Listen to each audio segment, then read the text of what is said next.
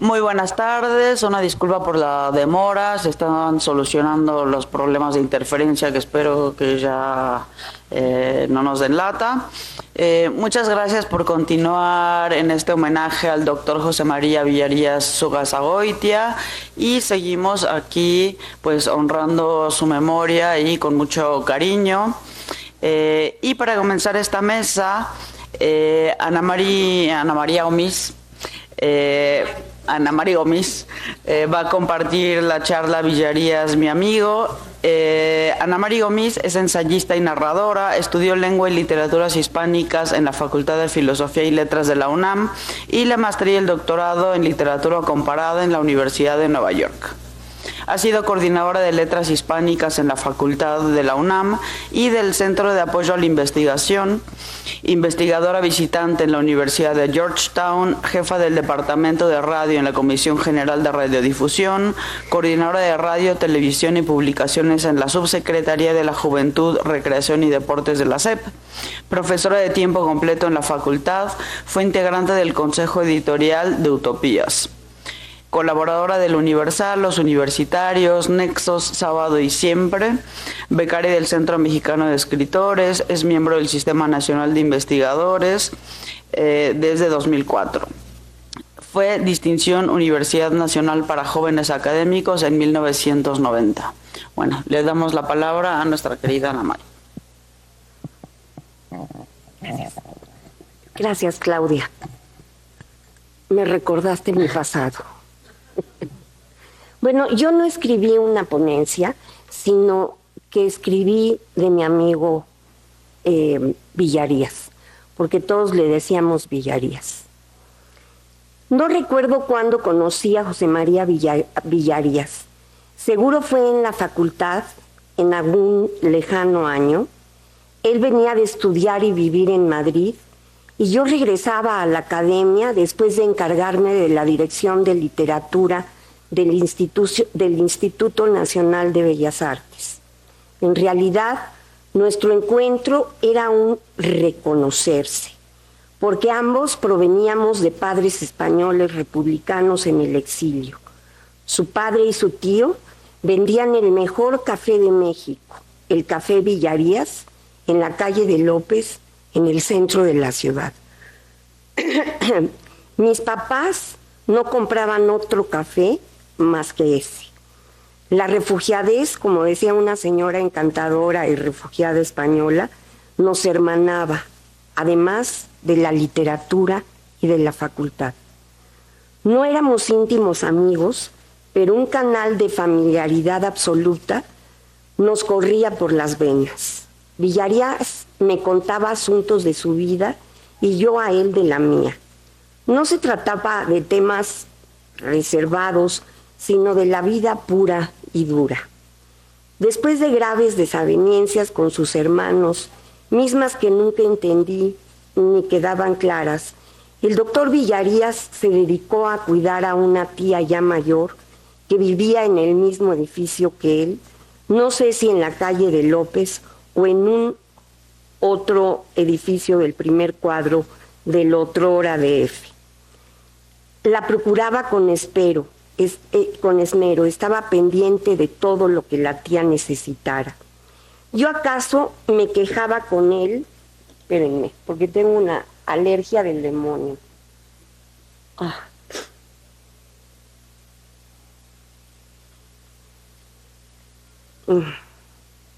Ya me perdí. Yo acaso me quejaba con él de un distanciamiento entre mi hermana y yo que duró 6 años, o de la calamidad de no vivir más con mi marido, qué sé yo, de tropiezos inevitables que todo lo dificultan. Otro tema recurrente eran las mascotas. A él le gustaban mucho los gatos.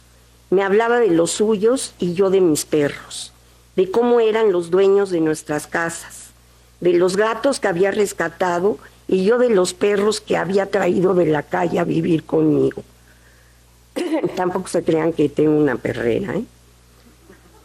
Después de la muerte de su tía, Villarías pensaba mudarse al sur, pero no quería un departamento de grandes ventanales que conservara el calor. Eso me lo decía mucho. No quiero que tenga muchos ventanales. Era quejicas, como se dice en España, pero yo también lo soy. Muchas veces anoté anuncios de departamentos en San Jerónimo y me daba gusto pensar que a lo mejor Villarías se mudaría cerca de mí. Aunque reservado, a veces me platicaba de un grupo de amigos suyos, siempre con ese tono español del sentimiento trágico de la vida, muy a lo Unamuno, a quien Villarías había leído mucho, si bien su tema era la literatura española del siglo XX y de nuestros días. Pero volviendo al sentido dramático y teatral de muchos españoles, también nos unía la incertidumbre constante de la vida. Me contaba que de su panda de amigos algunos habían muerto ya, y yo me angustiaba, porque Villarías era más joven que yo. Bueno, no joven, menor. Y por lo tanto, sus cuates también. A su hermano he olvidado bochornosamente el nombre, lo veía en la ciclopista de San Jerónimo con sus perros mientras yo paseaba con los míos y conversábamos. Siempre me preguntaba por su hermano porque no se hablaban. No sé por qué demonios ocurren estos distanciamientos entre familiares tan cercanos, pero sucede y siempre es doloroso, como un clavo que abre su espacio en un zapato mientras uno camina. Durante las primeras semanas de mi año sabático, Villarías me telefoneó preocupado porque no nos veíamos en los pasillos de la facultad. Ay, ya se me fue esto. Es una lata leer aquí, ¿eh?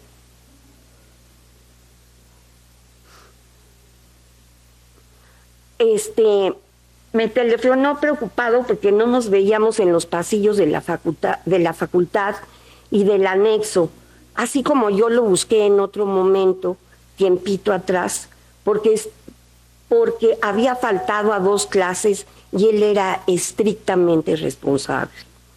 Hoy creo que ambos éramos un par de solitarios a pesar de los amigos.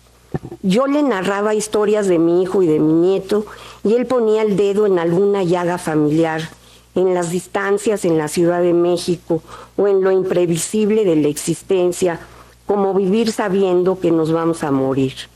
Siempre me lo he planteado y siempre se lo planteó él, incluso antes de leer a don Miguel de Unamuno, que abrevaba en el vano deseo de la inmortalidad. Hoy lamento profundamente no poder encontrarme con Villarías, que bien pudo haber estudiado filosofía para hablar, como quien da los buenos días, del conflicto interior de cada uno, de la siniestra conciencia de la muerte y de todo lo que nos remueve la existencia todos los días. Me da mucha tristeza. Cuando Daniel Gutiérrez Trápaga me preguntó que si participaría en un homenaje a Villarías, acepté sin saber qué trabajaría. ¿Acaso la narrativa de Javier Cercas? Le escribí al doctor Trápaga para conocer el contexto de la distinción que se le hacía a Villarías. Y Daniel, sorprendido, me contestó que si yo no sabía que Villarías había muerto el año pasado. La verdad, lo ignoraba por completo.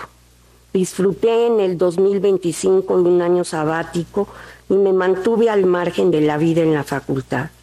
Me eché a llorar cuando el coordinador del Colegio de Letras Hispánicas me reveló el sentido del homenaje. Por lo menos para mí se murió más tarde que para todos.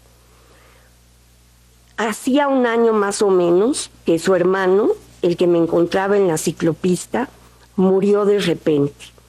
Algo del corazón. Me lo contó Villarías entristecido y acto seguido, muy en el drama español, me dijo que el siguiente sería él.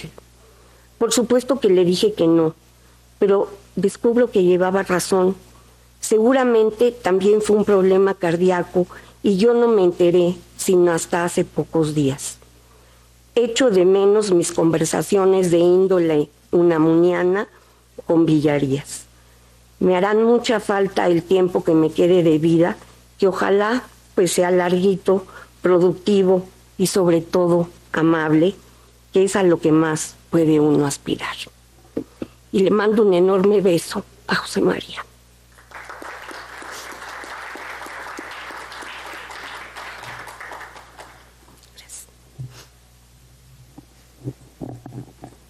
Muchas gracias, Ana María, por esta charla tan personal que creo que nos va ayudando a completar la figura del doctor Villarías, a quien conocimos en distintas facetas y en diferentes momentos. Ahora le damos la palabra a Roberto Javier Acuña Gutiérrez y les leo su semblanza. El doctor Roberto Javier Acuña Gutiérrez es licenciado en Lengua y Literaturas Hispánicas, maestro en Letras Españolas y doctor en Letras Españolas, todos obtenidos en la UNAM. Imparte el curso de Literatura Europea Moderna, Escritura del Guión, Posmodernidad y Literatura, Periodismo y Literatura en la FES Acatlán. Colaborador desde 2023 del Seminario de Investigación en la FES Acatlán, El extraño cortejo de otro mundo, narrativas fantásticas y poéticas de la otredad. Formó parte del Consejo Editar de Conaculta Chiapas desde el 10 de diciembre de 2021 hasta el 10 de diciembre de 2024. A la fecha ha publicado 8 libros de poesía. Su charla se titula El realismo en el cuento de hadas.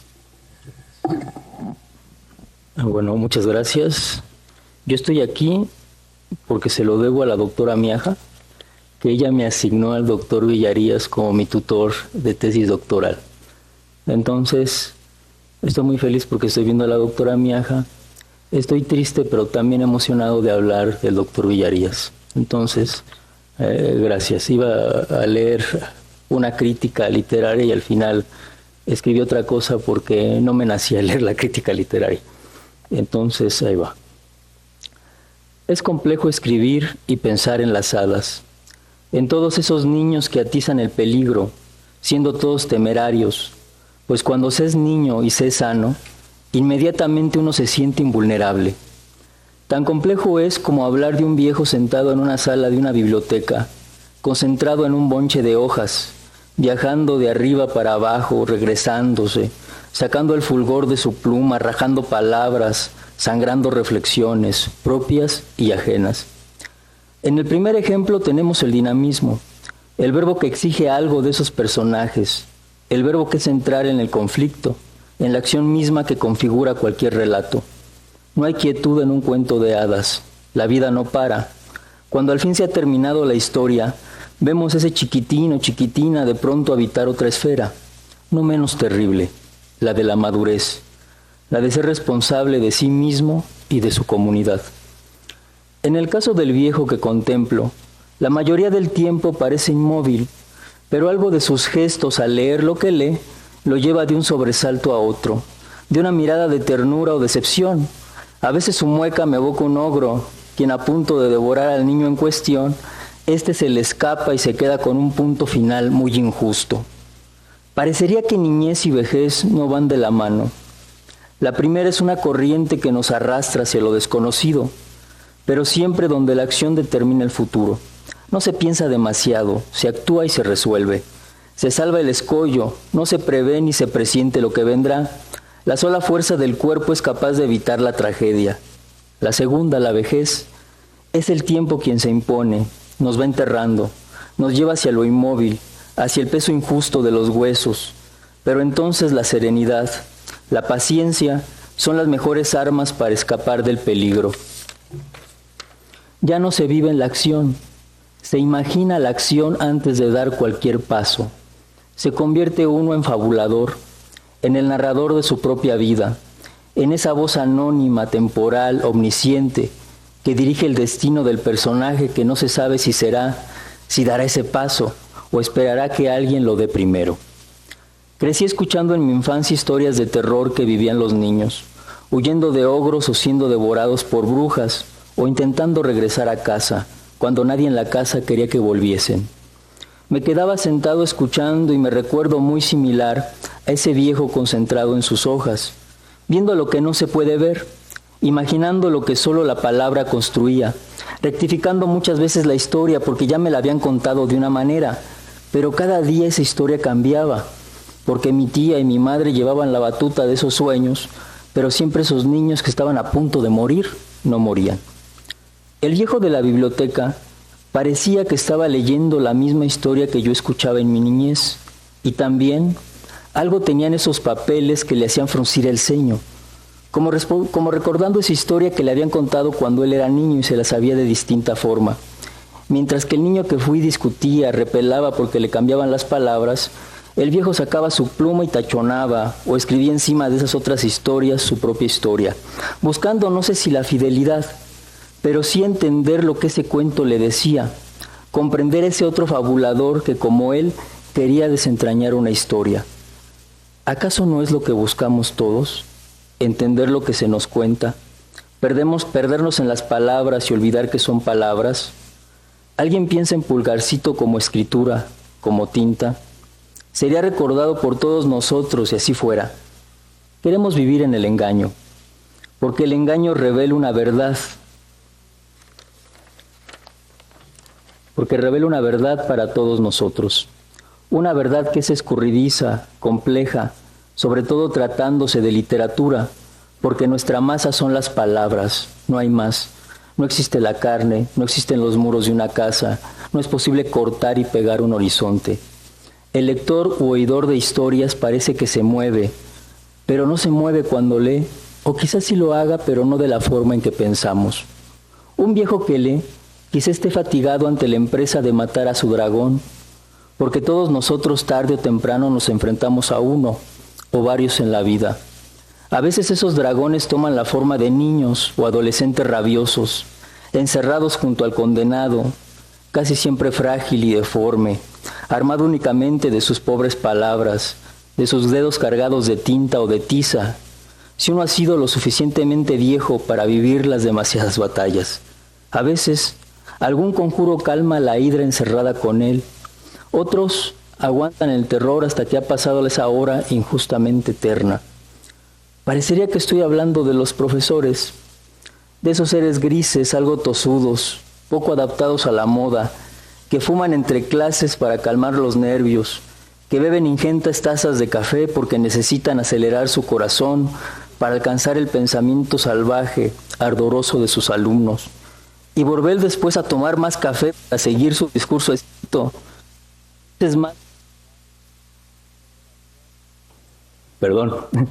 A veces más desaforado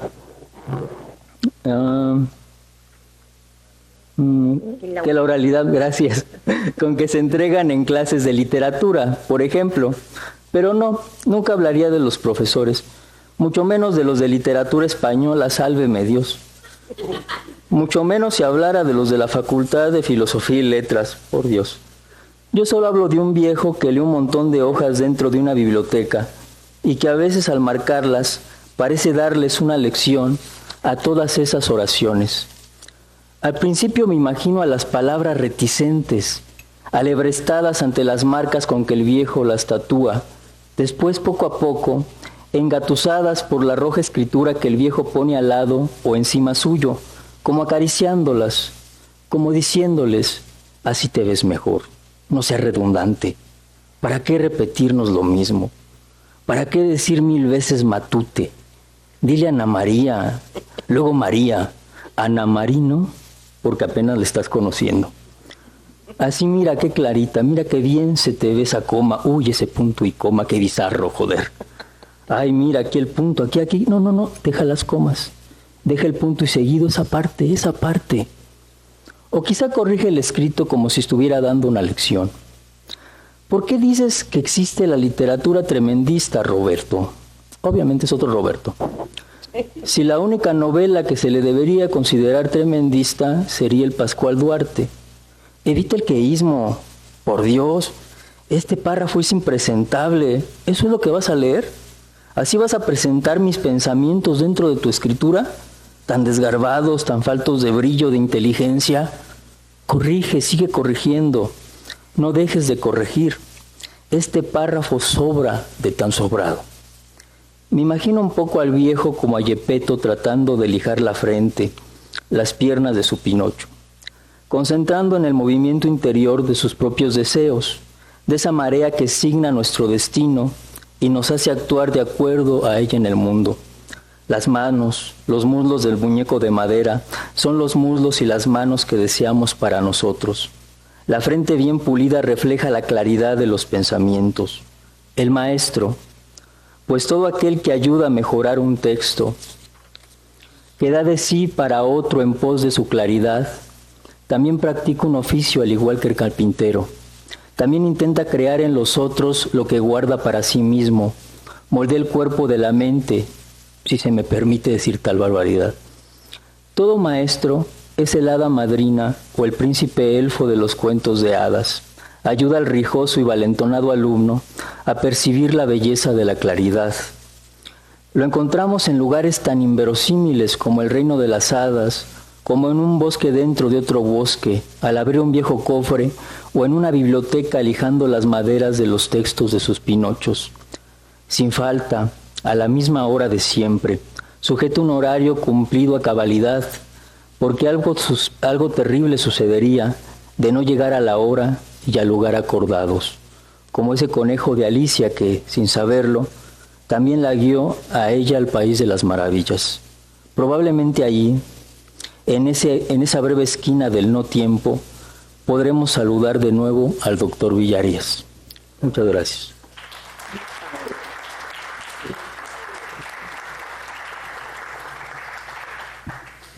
Bueno, muchas gracias por este texto. Creo que más de uno nos sentimos identificados con algunos de los fragmentos. Yo todavía, a veces cuando estoy escribiendo, me imagino como en la película de Woody Allen, la cabeza del doctor Villarías así revisando, que no le ponga tantos qués al texto, sigue revisando ahí con detalle, pero bueno, habrá sido para bien. Ahora le damos la palabra al doctor Daniel Gutiérrez Trápaga, quien es profesor titular de tiempo completo del Colegio de Letras Hispánicas de la Facultad de Filosofía y Letras de la UNAM. Doctor en español por la University of Cambridge, maestro en literatura española y licenciado en lengua y literaturas hispánicas por la Facultad de Filosofía y Letras. Previamente trabajó en la University of Cambridge, University of Oxford y École Normale Supérieure de Lyon. ¿Qué tal mi pronunciación? ¿No? Le estoy echando gana con todo tu recorrido por el mundo. En 2021 obtuvo el reconocimiento de distinción Universidad Nacional para Jóvenes Académicos en Investigación en Humanidades de la UNAM. Pertenece al Sistema Nacional de Investigadoras e Investigadores desde 2018. Especialista en técnicas y metodología de la investigación, así como en prosa medieval y renacentista, literatura gótica y de fantasía, temas sobre los cuales ha escrito varios libros y artículos de investigación. Y el día de hoy nos va a compartir su comunicación La pata de cabra de Juan de Grimaldi y la tradición gótica en España.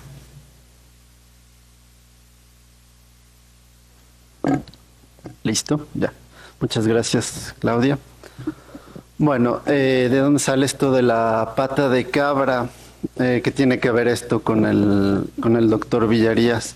En 2019 en el colegio hicimos un coloquio sobre fuentes ignoradas de la literatura en lengua española, es decir, no textos que había que ver si uno tenía la suerte de encontrarse el segundo tomo de la Poética de Aristóteles o la Celestina de Sor Juana, sino textos que habían estado ahí y que en su momento habían tenido mucha importancia y mucho éxito, pero que habían recibido poca atención de la crítica, en buena medida por el éxito que tuvieron. Entonces yo trabajé de manera general la tradición gótica, algunos aspectos retomaré para esto, y el doctor Villarías yo mencioné de pasada, ahorita les voy a presentar esta obra de teatro de La pata de cabra, y el doctor Villarías retomó un texto sobre La garra de Manuel Linares Rivas, que también fue una obra de teatro que tuvo muchísimo éxito a inicios del siglo XX en España, y a partir de ahí iniciamos una conversación y él había leído La pata de cabra, ¿no? Entonces él fue en su momento uno de mis interlocutores, casi el único, para este tema, y Bueno, yo no tuve la suerte de tomar clases directamente con él. Yo conocía su fama en la facultad y lo conocí en concreto en los distintos exámenes de grado del doctor Hugo del Castillo. Y una vez que volví del doctorado, bueno, cada vez que coincidí en un examen, en realidad la parte más gozosa de estar con él era ese momento de la deliberación, que en realidad terminábamos hablando de las novelas, de la investigación y bueno, era un gozo ese momento en los exámenes que aprovechábamos para hablar de estos otros textos que a veces compartíamos. Le encantaba Olvidado Rey Gudú, a mí también, entonces era también uno de mis interlocutores que me daba mucha cuerda con esos temas medio raros como el que les traigo el día de hoy.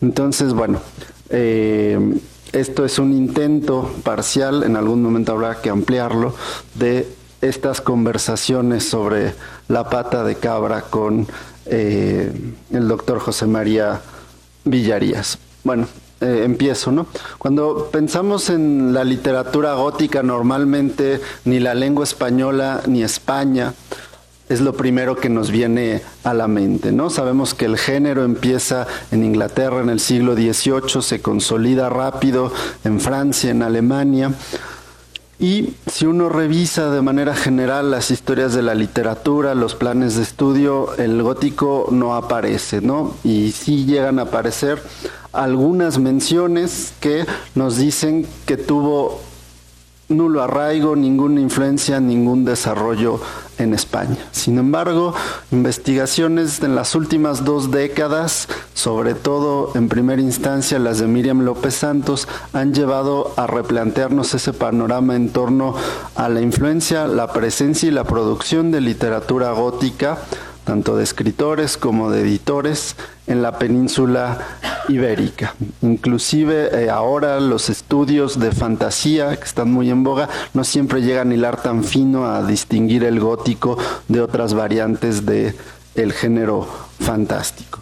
Bueno, en realidad si nos detenemos a pensar, el gótico aparece en España desde el propio siglo XVIII. Podemos pensar en las noches lúgubres de Cadalso, ¿no? Ahí ya hay un texto con una fuerte presencia, pero ese gótico llega sobre todo a la península ibérica a partir de los grandes clásicos, sobre todo las autoras, no tanto Walpole, sino Anne Radcliffe, Clara Reeve, las autoras inglesas y las autoras francesas, muchas veces tanto los textos ingleses como los alemanes traducidos primero al francés y de ahí retraducidos al español, esto entre comillas porque en realidad son adaptaciones, ¿no? Cambian los finales, hacen una serie de alteraciones para adaptarlo al público español, pero bueno, ahí nada más tienen una lista de las ediciones que más circularon en la primera mitad del siglo XIX español, la Miriam López Santos, y creo que está siendo un poco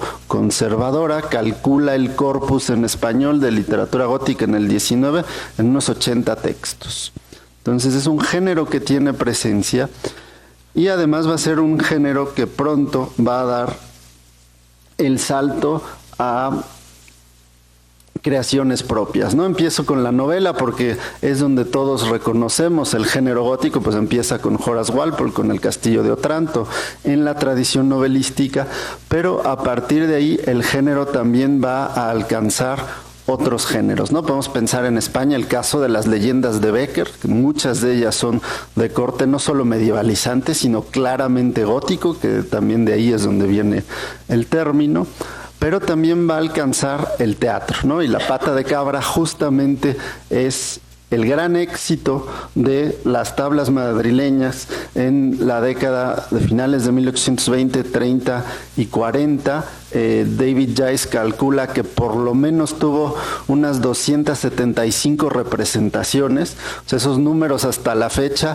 pregúntenle a cualquier colega de teatro, ¿qué más quisieran que poder representar una obra 277 veces? Y bueno, hay toda una serie de fenómenos sociales de pasaportes para viajar al interior de España, ¿no? En una época donde había muchos conflictos en España, donde la razón que se da y se justifica y se aprueba el pasaporte de viaje es para venir a ver La pata de cabra a Madrid. ¿sí? Entonces se vuelve en un fenómeno social y, bueno, estoy tomando el texto para empezar, El estudiante de Salamanca de Espronceda, porque es un texto más o menos canónico que conocemos todos, una versión del Don Juan, simplemente para que veamos los primeros 30 versos y, bueno, esto parece casi una enumeración de los tópicos del gótico, ¿no? Esto podría ser, si hiciéramos una serie del gótico en Netflix, si adaptamos los primeros 30 versos del estudiante de Salamanca, parece que ahí está todo. Los leo, ¿no? Era más de medianoche, antiguas historias cuentan, cuando en sueño y en silencio, lóbrego envuelta la tierra, los vivos muertos parecen, los muertos la tumba dejan.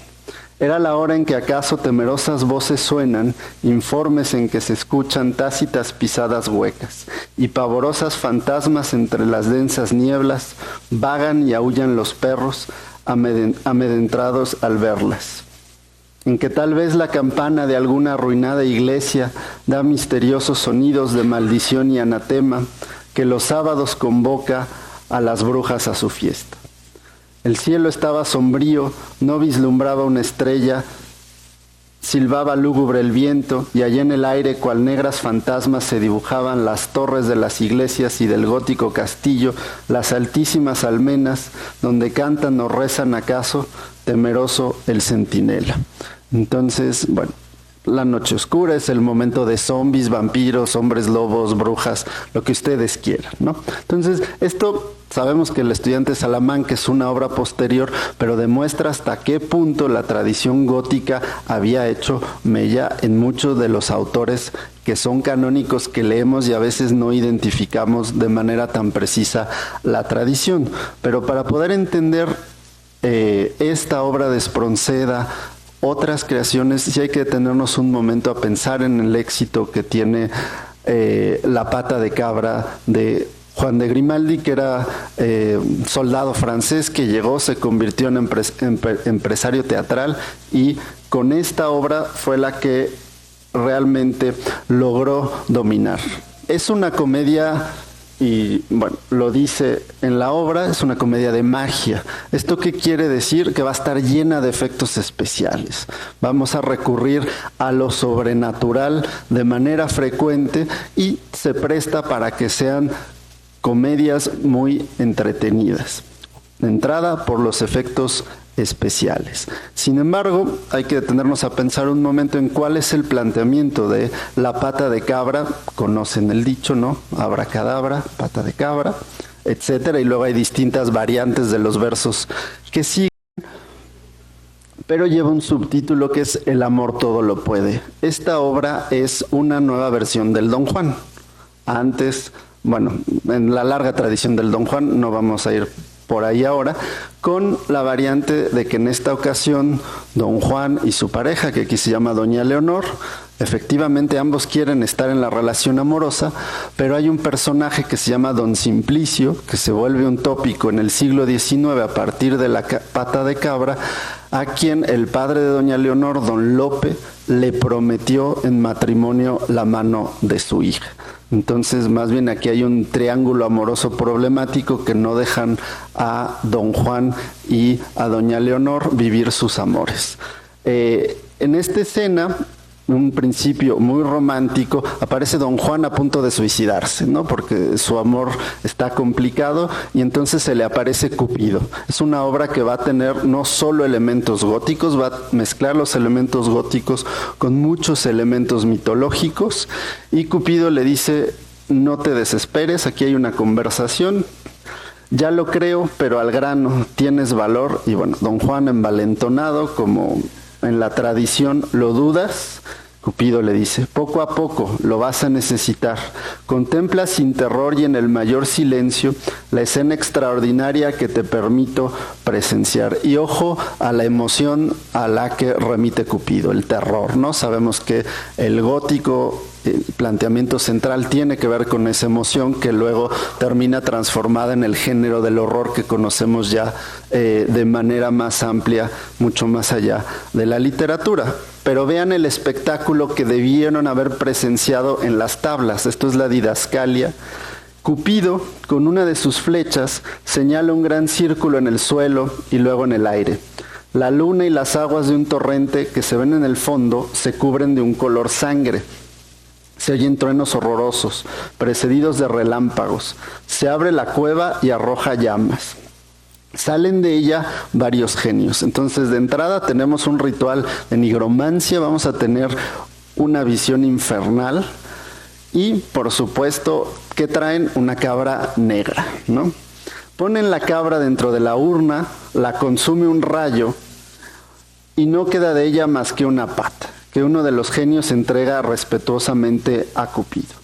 Luego se retiran los genios llevándose la urna, cesan los relámpagos y truenos, vuelven la luna y las aguas a su color natural. Entonces, es este talismán, habría que imaginarse, ¿no? Ahí tenemos la didascalia, cómo habría que haber escenificado esto, ¿no? Los juegos de luces, de sonido, de sacar una cabra en escena, terminar, transformarla ahí en patita, no sé cómo sería, entre pata de jamón serrano o pata de taxista, pero este es el amuleto que le va a dar a don Juan con la promesa de que con ese amuleto él va a ser feliz y todos sus deseos van a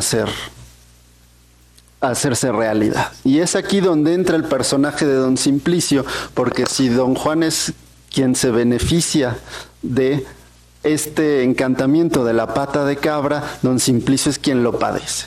A partir de aquí la comedia va a tener una serie de peripecias donde don Simplicio está por agarrar a don Juan y a doña Leonor con las manos en la masa para que lo metan en prisión y él se pueda casar con doña Leonor, e inmediatamente ocurre algo sobrenatural, ¿no? Llegan unos músicos, pasan un montón de peripecias. El resultado es que nadie le cree a don Simplicio, que acaba de ocurrir un hecho mágico y don Simplicio queda en ridículo. Pero esto nuevamente se va a enmarcar dentro de alguno de los tópicos del gótico, ¿no? Hablábamos del castillo de Otranto como punto de partida. Bueno, España también va a volver a su pasado medieval y la didascalia, donde va a ocurrir una buena parte de la acción, dice lo siguiente: a la derecha fachada de la casa de don Lope. Su aspecto es el de un castillo del siglo XII o XIII, nuevo aunque incompletamente restaurado. Ahí ya está plenamente restaurado. Esta es la aljafería en Zaragoza, porque ya la Unión Europea le metió lana, pero la obra ocurre en Zaragoza. Entonces seguramente estamos pensando en este exterior que corresponde más bien a la época de las guerras de taifas y no a los lujosos jardines arabescos que hay en el interior. Entonces la escena también va a recurrir a los escenarios más típicos del gótico, un castillo medieval en ruinas. Entonces, en este contexto es donde va a empezar a sufrir don Simplicio una serie de vejaciones al tratar de entrometerse en la relación que tiene don Juan y doña Leonor. Al punto en que tras una visita con Vulcano, ¿no? Vulcano, otro personaje agraviado por la infidelidad de Venus, enemigo de Cupido, le va a dar un casco mágico. Al salir de esa escena, don Simplicio se va a encontrar, y por eso está ahí el cuadro de Goya, con un aquelarre.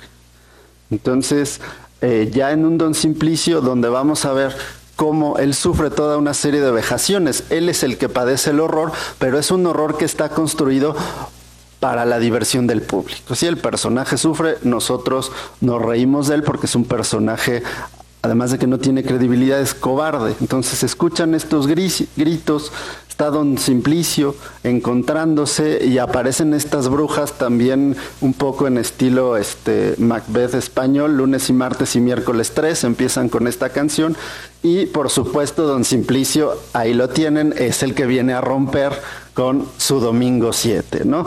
Y domingo 7. Entonces interrumpe a las brujas y ahí lo empiezan a notar: muera, muera el importuno que turbó nuestro contento, por su loco atrevimiento a pellizcos morirá. Entonces, por Dios, señoras brujas, tratadme con piedad. A tiras el pellejo te vamos a arrancar. Caramba, que me duele, no vale pellizcar.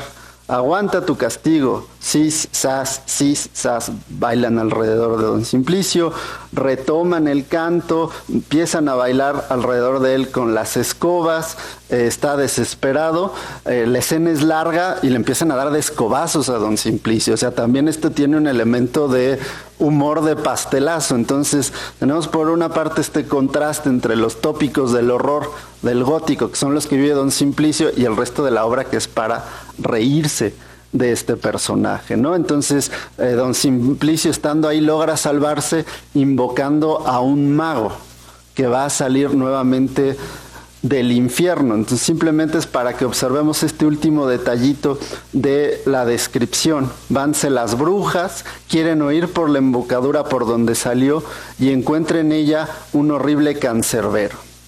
Ay, no salgo de esta. Señor mágico, don Lope, madre, señor mágico. O sea, va a aparecer el mágico, es decir, un mago, pero vean cómo viene vestido, ¿no? Aparece con truenos horrorosos, sale del agujero del apuntador un mágico que tiene alternativamente 4 o 7 palmos de estatura, según se va bajando o abriendo don Simplicio para hablarle. Tiene los ojos vendados, su riquísimo ropón de púrpura, cubierto de monedas de toda clase, deja de cuando en cuando el cuerpo que cubre imperfectamente, y este es un esqueleto asqueroso. Ahí sí, perdón, se fue el signo de interrogación. Seguramente viene vestido como calaca de Halloween, disfrazado con esta capa lleno de monedas, ¿no? Entonces, no me voy a detener más en los muchos aspectos góticos que tiene esta novela, esta comedia, pero su inclusión ya es una muestra clara de que si podemos hacer parodia con estos elementos, quiere decir que toda la comunidad, y esto fue un éxito en todos los niveles sociales, en toda España, conocen ya los tópicos del género, y la prueba es el enorme éxito, y aquí estamos hablando de representaciones y de dinero antes que de fama literaria, porque esta obra pues está abandonada en nuestras historias de la literatura. Es decir, no podríamos tener Shrek si no hemos leído cuentos de hadas, si no hemos visto las películas de Disney, ¿no? Entonces esto es 1829, el gótico es parte de la cultura y de la tradición literaria española y lo sigue siendo hasta la actualidad. Entonces, bueno, esto me quedaría ampliarlo, pulirlo, y espero algún día poderlo publicar en homenaje a algunas pláticas que tuve con el doctor Villarías sobre esta comedia de magia. Muchísimas gracias.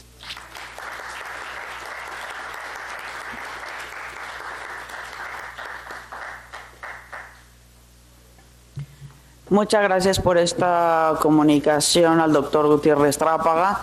Creo que no nos sorprende que el doctor Villarías haya leído esta obra que muy pocos conocen, porque bueno, él era la persona a la que acudíamos para comentar este tipo de textos, y en ese sentido creo que bueno, nos deja un poco semi-huérfanos de alguna manera, pero bueno, ya tendremos a otros doctores y profesores para comentarlas. La última comunicación de esta mesa está a cargo del doctor Axayácatl Campos García Rojas, quien es profesor de la Facultad de Filosofía y Letras de la Universidad Nacional Autónoma de México, imparte cursos de literatura española medieval y coordina el Seminario de Estudios sobre Narrativa Caballeresca que fundó en 2005. Sus áreas de interés y en las que ha desarrollado sus investigaciones son los libros de caballerías hispánicos, el libro del caballero Cifar y la geografía y los espacios en la narrativa medieval. Publicó la edición del Espejo de Príncipes y Caballeros, parte 3 de Marcos Martínez, y 7 sabias y una reina, personajes femeninos al margen en los libros de caballerías hispánicos. Su participación el día de hoy se titula Las fórmulas romanceriles en El rapto del Santo Grial. Muchas gracias, Claudia Cabrera Espinosa, por tu presentación. Pues bueno, yo desde que me invitó Daniel, dije, yo ahí pues soy como el invitado en realidad, porque yo no trabajo literatura española moderna y contemporánea, ni doy clase de esto, pero la realidad es que me dio mucho gusto y me sentí muy honrado que me invitara Daniel al homenaje, y además quiero agradecer pues con él al comité organizador, ¿no?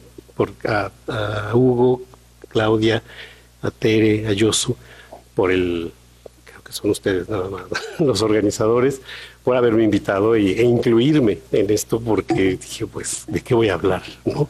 Entonces, yo conocí a José María cuando regresé de hacer el doctorado también, y tampoco fui alumno de él nunca.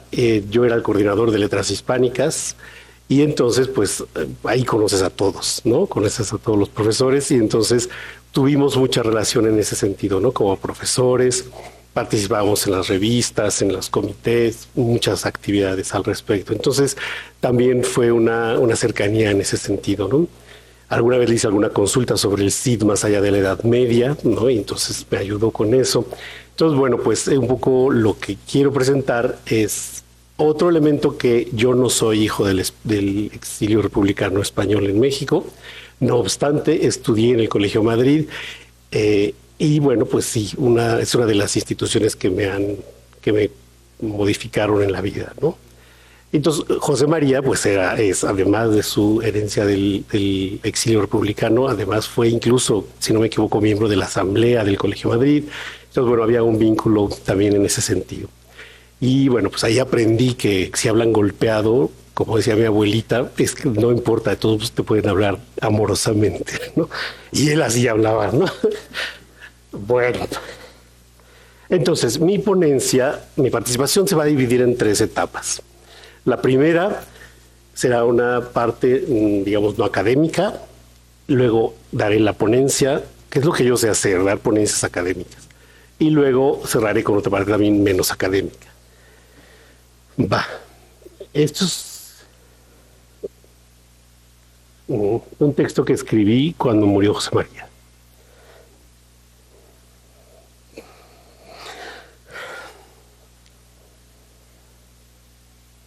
Era tu funeral.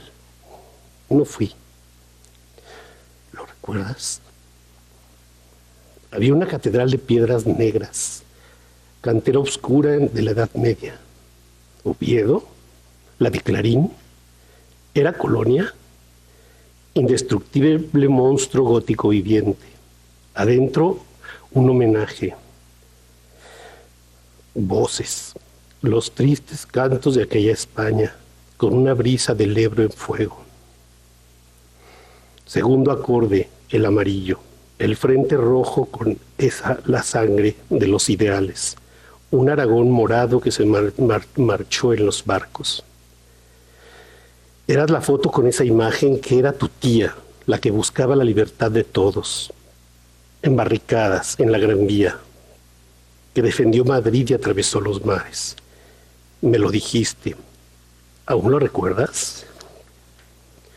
Guardaste acento de una Castilla que se quedó durmiendo entre tus dientes, porque sabías que eran familia, que habían venido, que volverían. ¿Estabas solo? Supe quererlos, su voz de golpe que no es tan fiera, que sabe dulce y a las natillas de aquel verano.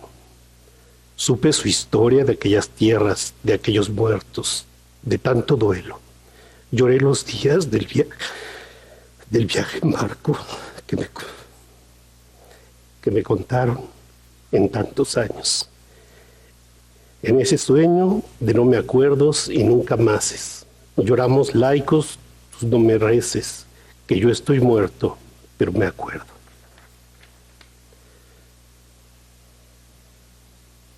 Las fórmulas romanceriles en el rapto del Santo Grial.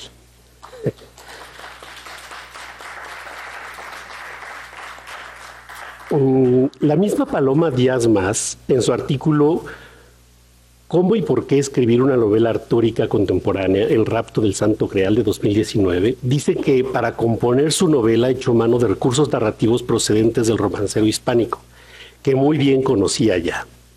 Y dice ella: el rapto del Santo Grial fue producto del pozo que habían ido dejando en mí diversos géneros y obras literarias que yo había leído y hasta estudiado.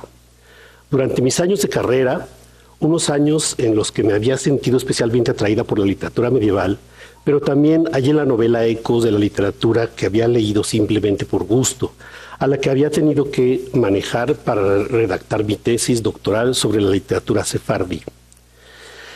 Fin de la cita. Si bien en El rapto del Santo Grial, su autora retoma y reelabora la materia de Bretaña, sobre todo tras la influencia de las obras de Chrétien de Troyes, en esta ponencia me centraré a hacer una aproximación al estudio de las fórmulas romanceriles, prácticamente será unas calas que podemos encontrar en la novela. Dejaré fuera la remodelación de la aventura caballeresca, la reconfiguración de los pasajes artúricos que hace la vejez y la decadencia heroica en Lanzarote, Galaz y el mismo Arturo. Tampoco analizaré cómo se recrea la aventura y la presencia protagónica del personaje de Pellinore. Paloma Díaz Mas señala que en El rapto quiso emprender la búsqueda de su voz y un estilo narrativo propios. Dice ella: para desarrollar la historia que quería contar, yo tenía que buscar un lenguaje y unos motivos literarios que hicieran la trama creíble y accesible para los lectores contemporáneos, es decir, a los lectores como yo. Los encontré en la literatura que mejor conocía y que más había leído. Fin de la cita. Y es precisamente en el romancero hispánico, concretamente en el romancero viejo, donde halló la fuente que le ofreció las fórmulas y los temas propios de ese género y que resultan poderosamente significativos. El romancero, dice ella, me proporcionó una cantera de elementos en los que se unen lo mágico y lo maravilloso, con lo obsceno, lo simbólico con lo cotidiano. Mis personajes se mueven entre la realidad y lo imposible con la misma naturalidad con la que lo hacen los personajes de Chrétien de Troyes o del romancero. Creo que fue Humberto Eco, dice también ella, quien dijo que los escritores escriben sobre lo que han leído, más que sobre lo que han vivido. O, dicho de otra forma, que la experiencia vital que nos sirve de inspiración a la hora de crear no son solo las cosas que nos han sucedido, sino los libros que hemos leído. Fin de la cita. Y es que el rapto del Santo Grial, en la obra, la idea parafraseada de Eco se cristaliza a través del material romanceril, especialmente en su carácter formulario que en el estilo narrativo de Díaz Mas. El hispanomedievalismo y la historia de la literatura española han atendido la materia del romancero desde muchos puntos de vista y contamos, por lo tanto, con un espectro amplísimo y rico. La misma Paloma Díaz Mas nos entregó su edición de El romancero en 1994, que es referente fundamental para los estudios sobre la materia y que a muchos nos ha servido prácticamente como caballito de batalla. Además, dice Rafael Mérida Jiménez,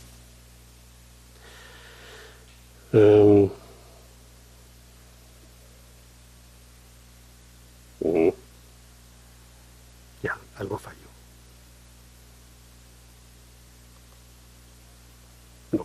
Bueno, lo leo. Paloma Díaz Mas es una de las mayores autoridades españolas en la cultura sefardí. ¿Cómo puede valorarse por su monografía titulada Los sefardíes, Historia, Lengua y Cultura, finalista del Premio Nacional de Ensayo en 1986, así como una importante estudiosa de la literatura hispano-hebrea medieval y de las tradiciones clíricas de los siglos de oro que giran en torno al romancero? Evidentemente, este bagaje adquiere una especial significación en manos de la creadora de la narrativa histórica. Además, sabemos que constituye uno de los pilares que sostienen su arquitectura, pues, de acuerdo con sus declaraciones, lo que hago es dedicarme a la literatura desde todos los puntos de vista y no me parece contradictorio porque, en cierto modo, todas las lecturas, lo que estudias, lo que investigas, incluso lo que enseñas, sirve de retroalimentación de la creación. Para centrarme en el carácter formulístico del romancero y como está presente en El rapto, podemos comenzar por tan solo mencionar los trabajos de Manuel Alvar, Samuel Armistead o Aurelio González y Alan de Bellermont apuntaba sobre el romancero que la lengua de los romances hispánicos es por lo general arcaica y encierra buen número de locuciones que provienen de la tradición épica. Se da además considerable uso del lenguaje formular que suscita la cuestión de la composición oral, al menos en alguno de sus casos.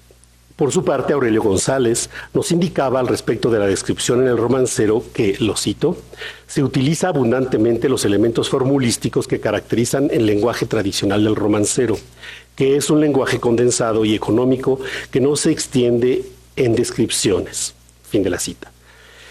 No podemos perder de vista que los romances pertenecen primeramente a la esfera de la literatura tradicional y, por lo tanto, la transmisión oral. Aspectos teóricos que aquí no atenderé. En primer lugar, porque ya lo ha hecho excelentemente y de forma autorizada la crítica romanceril. Y en segundo lugar, porque si bien el rapto cuenta con la presencia de fórmulas procedentes del romancero hispánico, no es una obra de tradición oral. Y en realidad se le ha enmarcado en lo que se denomina la nueva narrativa española. Para el estudio de las fórmulas en el rapto, quiero retomar la propuesta de Aurelio González, que dice: para la mayoría de los autores, la fórmula sería un esquema textual que puede ser reutilizado un número indefinido de veces y que puede englobar las fórmulas más diversas de la recurrencia lingüística. Entiendo, dice él, el término fórmula como una serie de elementos que se repiten sin variación notable, tanto discursivamente como significativamente, en distintos textos y como estructura formularia, aquella que presenta variables notables o una reestructuración de los elementos de la fórmula.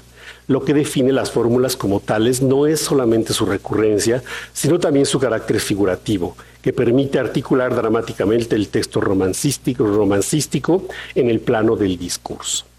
A partir de los postulados de algunos estudiosos como González, Deirmond y Sumter, quiero proponer una clasificación de las fórmulas cancioneriles que estudiaré en el rapto y que será útil al menos para esta ponencia. Las he clasificado así: fórmulas de introducción al diálogo, fórmulas interrogativas, preguntas y respuestas, fórmulas de petición, ruego y deseo, fórmulas descriptivas, adjetivales y adverbiales, fórmulas de negación y otro apartado que no son fórmulas propiamente, sino referencias temáticas. No lo comentaré todo porque no dará tiempo. Tenemos aquí la cantidad de esas fórmulas o de esas categorías que he localizado e identificado en el rapto del Santo Grial, que serían 13 de la introducción al diálogo, 8 interrogativas, petición y ruego y deseo serían 5, las descriptivas son 12, de negación 2, y esas referencias temáticas son 6. Voy a dar algunos ejemplos nada más. Las fórmulas de introducción al diálogo, que son de las que más hay. El ejemplo 1,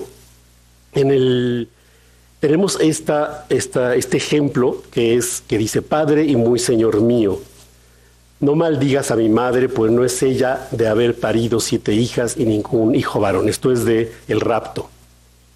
Es una fórmula que invoca además el respeto al padre. Luego tenemos otro ejemplo, como este, que es la fórmula como está en el rapto del Santo Grial. Dice: allí habló el rey muy airado, bien oiréis lo que dijo. Es descripción, se describe al hablante, se dice quién está hablando, pero lo que tenemos en el romancero viejo es: allí habló el conde Arnaldos, bien oiréis lo que dirá. Y he subrayado donde está la semejanza, ¿no? Remite al romance del conde Arnaldos, que además se recupera en su romancero. Y también tenemos otros ejemplos como este, que es: Maguera pequeño el niño, bien entendido lo ha. Allí respondió Gaiferos, bien oiréis lo que dirá. Este es otro romance, el de Gaiferos, donde viene esta misma frase, ¿no? Esta misma fórmula. Tenemos otras como las que están a continuación.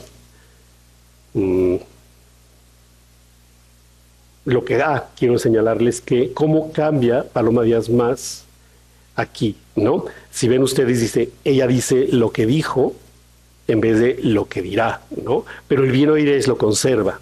Entonces, es una forma diferente donde cambia el futuro por el presente, ¿no?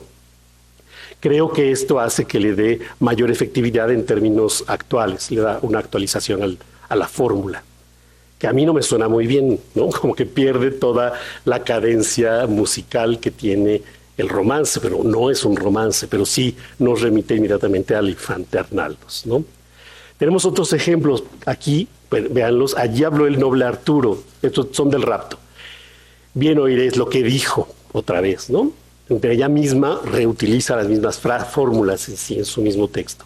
Respondió el buen Arturo con cariño. Mucho se alegró en su corazón el labriego al oír lo que el caballero decía. Bien oír es lo que respondió. Cambia de decir por respondió. Donde ahí está la variante, ¿no? Y allí habló Pelinor, bien oír es lo que dijo, ¿no? Bien oír es lo que dirá. El ejemplo 3 es de una canción. En la novela aparece, se menciona a un marinero que canta y pone la canción. Y la canción dice así: por el val del monasterio, mañanita de San Juan, cabalgaba un caballero en su caballo holazán. Los cabellos trae revueltos, la barba sin retajar, llorando de los sus ojos, bien oiréis lo que dirá. Conserva la frase aquí, sí, en el poema, en la canción, conserva el futuro, igualito como está en la fórmula del romancero, mientras que en prosa lo modifica el tiempo, ¿no? Creo que es interesante que conserve el elemento en la canción por justamente la musicalidad que necesita el poema, ¿no?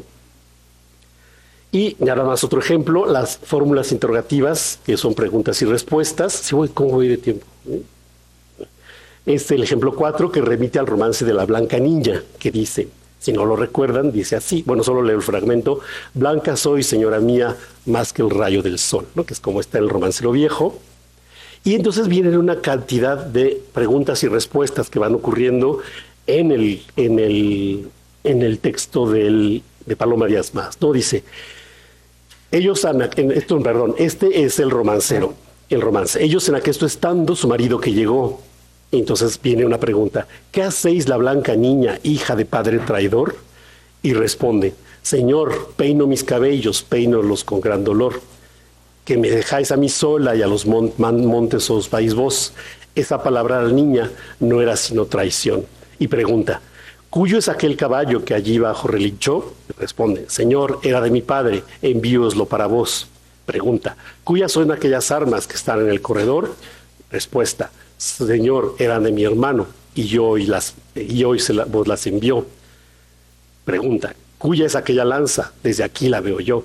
Tomadla, conde, responde. Tomadla, matadme con ella vos. Además de ser fórmula de respuesta, es fórmula de ruego y petición, ¿no? Que la mate. Que aquesta muerte, buen conde, bien os la merezco yo. Y entonces, en Paloma Díaz Mas, en el rapto del Santo Grial, vemos esta misma estructura de preguntas y respuestas. ¿Qué es esa larga vara que llevas tan sujeta? Pregunta, y remite a Blanca Niña por la vara, ¿no? Y entonces luego dice: ¿qué diablos es eso tan brillante que llevas en el otro brazo? Pregunta 2. Y entonces viene respuesta para ambas. Escudo es su nombre y tú eres el hombre más ignorante. Y luego viene pregunta: Ea, cuéntame, ese trapo que ondea en la punta del palo, que tú llamas lanza, ¿sirve acaso para indicarte la dirección del viento? Respuesta a la pregunta 2 y 3. Pues esta es mi enseña, de ella me glorio, y por ella se me conoce desde lejos. Preguntas. Pero antes de marcharte, contesta mi última pregunta. ¿Qué llevas colgado a la cintura? Es mi vida, mi hoja de cuchillo, una daga, mi navaja.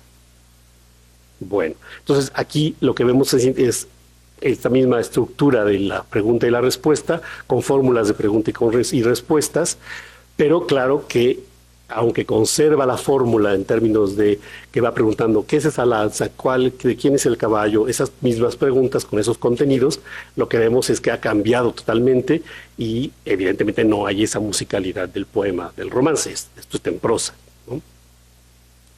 Bueno, ya nada más para ir cerrando, tengo este otro ejemplo que remiten a las fórmulas descriptivas, que pueden ser adjetivales o adverbiales, que son de circunstancia.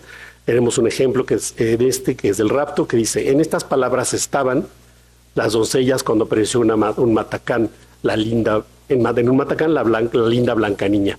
Remite por el tema a la Blanca Niña, pero también a la frase o a la fórmula de en estas palabras estaban, que dice el texto de la Blanca Niña: blanca soy, señora mía, más que el rayo del sol. Ellos en aquesto estando, es lo mismo, ¿no?, que vemos en el romancero. Remite al romance Tarquino y Lucrecia, que dice: yo me daré el castigo como adúltera malvada, porque ninguna matrona por mi ejemplo sea mala. Estas palabras diciendo, echa mano de una espada, que muy secreta traía debajo de la su halda, y a los pechos se la pone, qué lástima era mirarla. Bueno, no voy a leerlos todos porque no daría tiempo, pero nada más leeré la conclusión. Pero tenemos efectivamente las otras fórmulas y las referencias temáticas que son claramente ya no tanto en fórmulas, sino a temas del romancero, ¿no? Como es la infantina, el romance de la infantina, o la descripción del oro, y uno más, el del prisionero, que es muy bonito, donde se habla del ruiseñor, y que está en esa prisión, y una de Tristán e Isolda, que ya no puse allí. Bueno, conclusión. La presencia del carácter formulístico del romancero viejo en el rapto del Santo Grial de Paloma Díaz Mas pone manifiesto el bagaje cultural que en su momento alimentó la composición narrativa de la novela como parte del quehacer filológico de su autora. Asimismo, pone de relieve la pervivencia del romancero hispánico hacia las literaturas modernas y contemporáneas en lengua española, con las fórmulas, tópicos y motivos del género tradicional, a los que se suman variantes, adaptaciones y recreaciones que le pueden conferir nuevos y más amplios significados. Y para cerrar, también les quiero compartir este texto que escribí para José María Villarías, que dice: hablamos aún mucho de ti, nos dejaste hecho un suspiro el presente sin futuro. Hay que inventarlo todo, decir los nombres nuevos de personajes de un estreno con suplentes. Dejaste el vacío al que debemos saltar sin conocer el fondo para volver a construir el universo. Yo creo que ni tú mismo pensaste que te morías. Tal vez no te has dado cuenta que moriste una triste madrugada de septiembre, tranquilo y sintiendo que sucumbías al sueño, aunque en verdad fue el corazón que se rendía en el infinito. A lo mejor no sabes, y como te descuides, sigues mirando este edificio, rondas por el Dante y el Rosario Castellanos, para que no te pierdas, para que no olvidemos.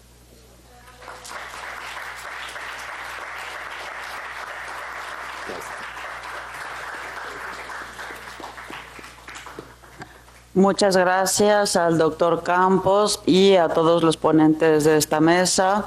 Creo que ha servido, tanto para compartir estas experiencias académicas y no académicas, y también a sus amigos y familiares para que puedan darse una idea de lo que él se dedicaba, de lo que nos dedicamos nosotros.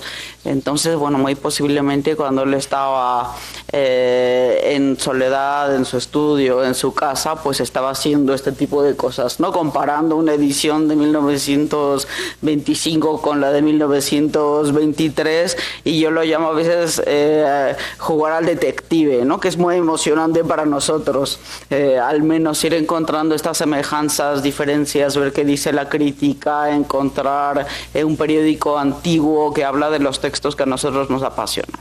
Muchas gracias a todos y continuamos con el homenaje al doctor José María Villarías Ugazagoitia a las 4:30 de la tarde. Por aquí los esperamos. Muchas gracias.